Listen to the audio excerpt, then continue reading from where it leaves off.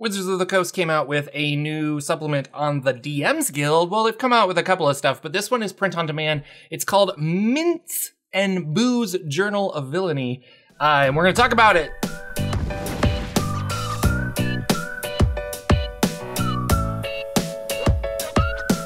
Hey everybody, Jordan here, the PH is silent, and this is what we're going to talk about today. So Wizards of the Coast released this yesterday, which was October 5th. And I want to point out that it says up at the top 18th May 2021. So I think they've been obviously working on this for a while, but they've been also sitting on it, is what it kind of feels like. I'm not really sure. So to give a brief summary right off the get-go, this is a supplement for the Forgotten Realms, creating patrons and villains that you could use to craft your own Forgotten Realms campaign. This is literally something I want. Rather than a pre-made campaign, it would be cool to get, here's kind of the state of this region, and then you use those resources for ideas to create your own stuff. So here it is on the DM's Guild. You can get it as a softcover, hardcover, or just the PDF. For the PDF, it's $15. Softcover, it's $35. And hardcover, it's $45. Now, a lot of people on my Discord, we were all talking about this when it came out, and the international shipping is quite high. So if you get the hardcover, you're like, especially if you don't live in the United States, you're looking at some high prices.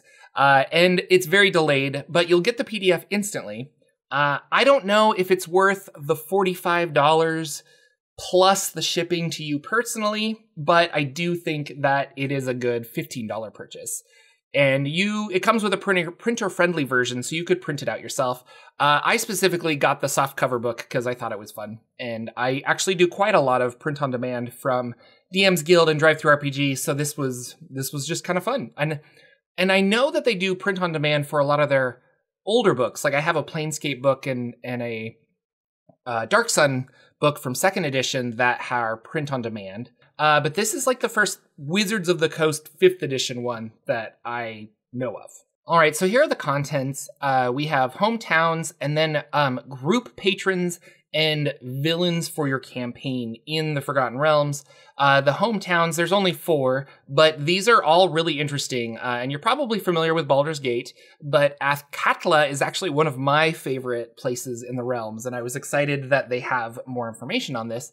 And then there's group patrons, and if you're not familiar with this, this is the idea of a person or an organization that you work for so that you get quests from them. Acquisitions Incorporated is a great example of a group patron where the head office sends you out and you go do adventures and you report back to the head office, plot thickens, you're learning more, things like that. And this isn't a new idea. Like in older D&D, it was always like, oh, the king has summoned us. So there's a great travesty somewhere. We better go. I don't know any of you folk, but we've all been hired for the same mission. We might as well work together. But now for 5th edition D&D, we have a name for this, and it's called Group Patron. So it's the idea that we're going to work for this, and it's an easy, fun way to, make yourself like a cool little group, but a reason for your whole party to want to work together. So the patrons, the group patrons are an Adventurers Guild, Candlekeep, which is the great library of the Forgotten Realms, the Church of Sune, the Emerald Enclave, Flaming Fist, the Harpers, Knights of Bahamut, Order of Icarus, which is cool, Raven Circle, also cool, and the Shadow Thieves. So these are all very Forgotten Realmsy, except I think for the Raven Circle, that might be new. Maybe that's a 4th edition thing, I'm not sure. And then it has villains. It also has henchmen, and there's just a lot of cool stuff in here, and then some really fun monsters. So I'm going to highlight kind of what I like about this, and then we'll do some final thoughts. So specifically with group patrons, this isn't just a like there are very specific perks for choosing a certain patron, which I like. And so you can get a party that might want this thematically, or they might want it from a game mechanic like route. And you're making both of those players happy, I think. So with a certain group patron, you're going to have different goals. You're going to have different contacts. There are missions and enemies, and then there are perks for actually being part of that and leveling up with that patron, not traditional levels, but becoming like renown, where I'm becoming more, I'm very well respected within my adventuring guild. And so because of that, I get certain perks and group assistance and things like that.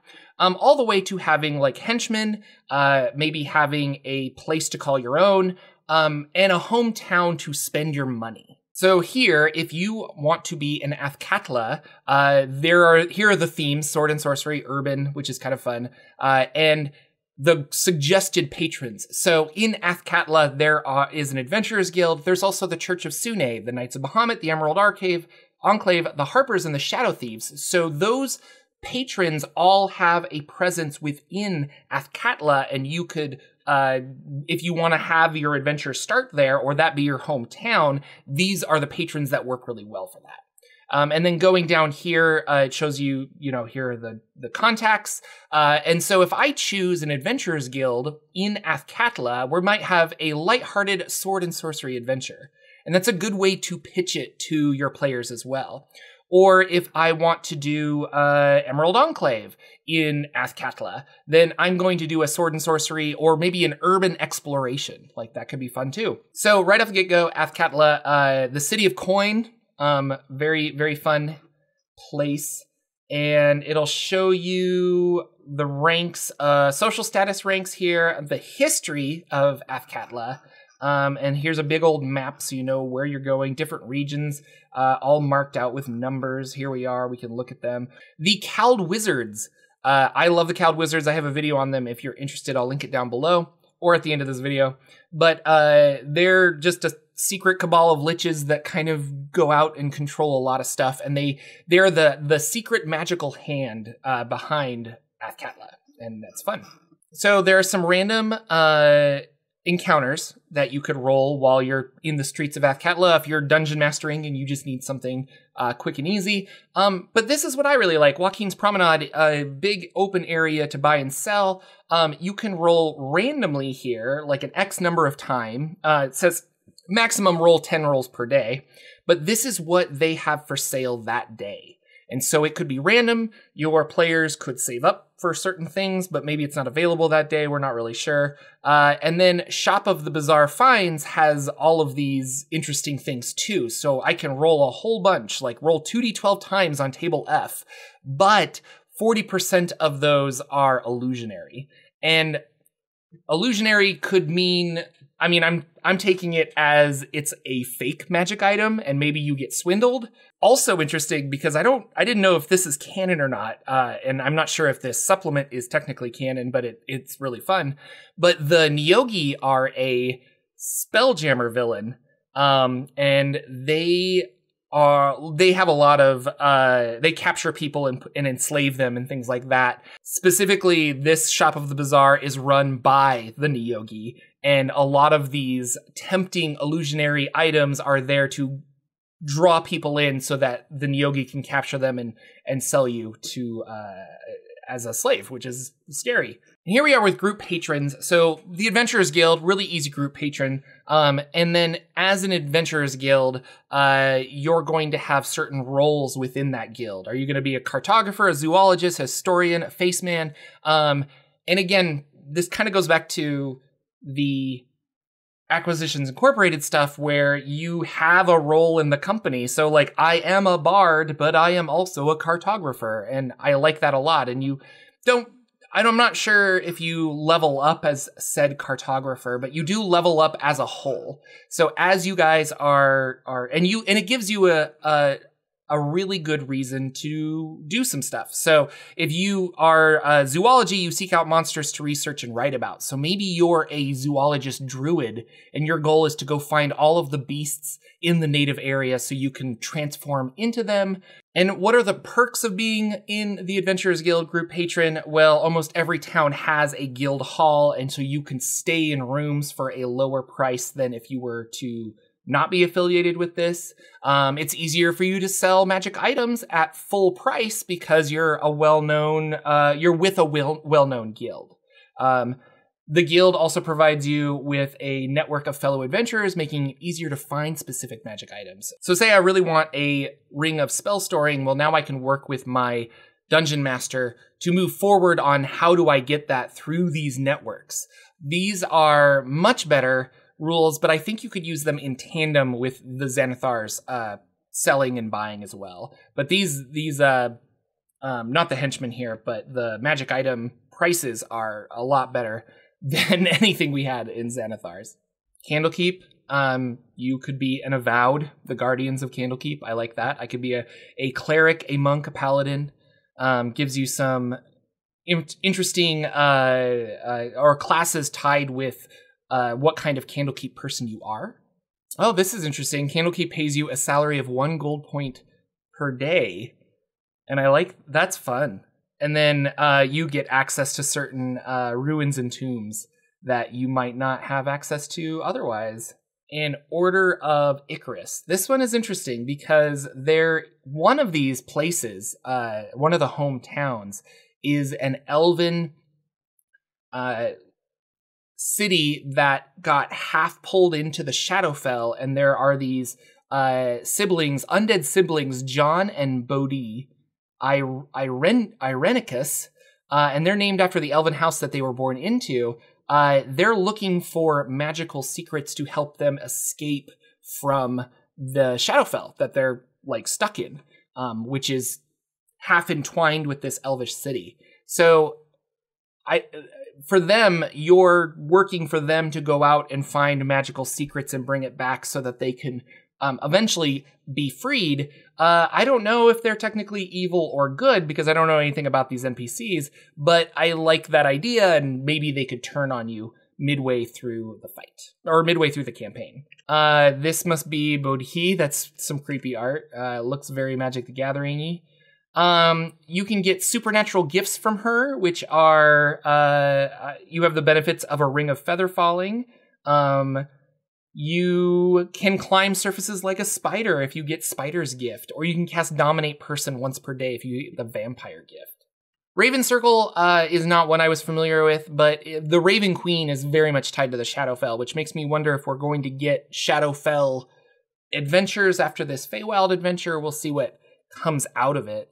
But the Raven Circle and the Raven Queen in general holds on to memories and what have you. And so because they're focused on memories that are associated with loss and tragedy, this is, it specifically says this is a non-traditional group patron, but you could be working for the Raven Circle to collect certain memories of, i.e. Vecna, to either doing this for money and maybe Vecna is reborn, or you want to play like an evil campaign.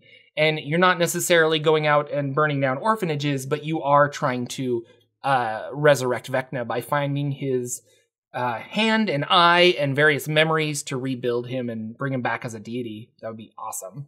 Really cool art. This is a paladin. This is Victor Kuhn, who's a lawful neutral. And he can also be a contact, and you can get some interesting stuff for him. But I love his Sunblade in this picture. It's just really cool. Shadow Thieves, a very powerful thieves guild that exists through most of the, well, at least on the Sword Coast, but if not everywhere. And we get into the villains for your campaign. And so this is the large villain that's at the top that you're going to fight when you're like level 17 or something like that. So the one pulling the strings kind of a thing. And it's fun. We get really good stat blocks for these guys. Baal, who is the god of murder and made very popular through Baldur's Gate. Well, different Baal, but the god of murder was all involved with the Baldur's Gate 1 and 2 video games. Also, this art, really cool, with his 4 hands, one of them going through the body. Cryonex is an ancient elemental primordial creature of ice and stuff. He's shown up a couple times. So here we have layer actions and regional effects. He might be pulling the strings. Mephistopheles controls the 8th layer of hell. Also, this is a really cool picture. And here. Now, I did want to point out, I saw Ted from Nerd Immersion told me all about this, and I was really excited to review it and talk about it. And specifically, he was upset that they're not using the new stat blocks. So if you look here, like we just have all of these spells instead of turning these into actions, which is what they said they were going to do going forward. But like, in all honesty, this is, what's the word? Like, I mean, if we take that 18th of May, this was made quite a while ago. And so just announcing that they're going to release a new book that has monsters like this, and then to be critical of them for not doing it here, I'm like, I don't know. And I don't even think that the people who wrote this are on a team that communicates much with the team that's working on those monster stats. I could be wrong. Who knows? But I'm going to give them the benefit of the doubt and say that, like, we didn't know that we were supposed to change those. And the cool thing is it's a PDF. They could always update it. The bad thing about that is I bought it in print, and I don't necessarily want my book to show up and be, like, flawed. So, Pazuzu. Pazuzu is a long-running demon lord, demon from folklore and mythology, but in the world of D&D, one of the Greyhawk kind of like founding evils. And this is kind of interesting because it specifically says like you could use Pazuzu in an iron flask, which is a magic item that contains a demon. Yeah, the group patron will give the players an iron flask at some early point in their career and tasks them with keeping Pazuzu trapped inside until they find a way to destroy him. Or what if the iron flask goes missing? Like, there's lots of cool things you could do with that. And of course, we have monsters. That's delightful. And yeah, here's a fiend. We've got lots of creepy stuff. The Dread Doppelganger. Gibberling. And this is the Farum who exist in the Honorok Desert. They're kind of trapped there because of some crazy spell. They look a lot scarier than they did in 1st and 2nd edition. And really cool spellcasters. So this one too, they have a lot of awesome spells. But they also have some kind of slad stuff as well. Very magic resistant. This one's interesting. I don't know if that's challenge. I feel like this should be a higher challenge rating, but maybe it's the hit points. I'm not sure. Big old spider with knives, great swords. This is awesome. A deep spider, sword spider. I don't know. I really like it. I think, I mean, if you're into monsters, these monsters are fun. I'm always of the persuasion that I have enough monsters, and I can always put funny hats on the monsters that we do have. Don't get me wrong. I would be interested in more monster books and stuff, but I wouldn't buy this for the monsters. I think the group patrons and I think crafting your own Forgotten Realms adventure could be a lot of fun with this.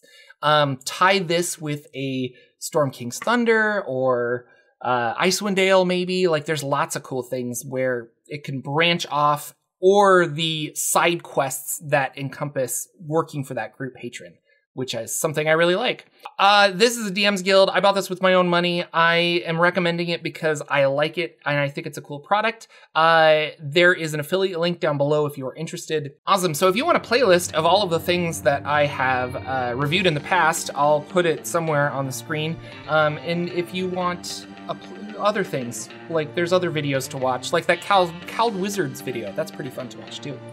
Thank you again. Please subscribe, check this out. Let me know what you guys think of the supplement, and I'll see you all in the next video.